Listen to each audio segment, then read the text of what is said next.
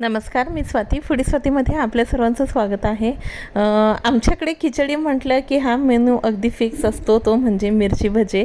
तर यासाठी आपल्याला मिरची साफ करून घ्यायची आहे। खलबत्त्यामध्ये खूप सारा लसूण, जिरे, चवीनुसार मीठ घालून आपल्याला मिरची जी आहे मधोमध कट करून हा मसाला त्याच्यामध्ये भरून घ्यायचा आहे। बेसन पीठ, मीठ आणि थोडासा सोडा वगैरे घालून छान असं फेटून घ्यायचं आहे, फ्लफी करायचं आहे आणि तेल आपल्याला गरम करून त्याच्यामध्ये छान असे हे मिरची भजे तयार करून घ्यायचे।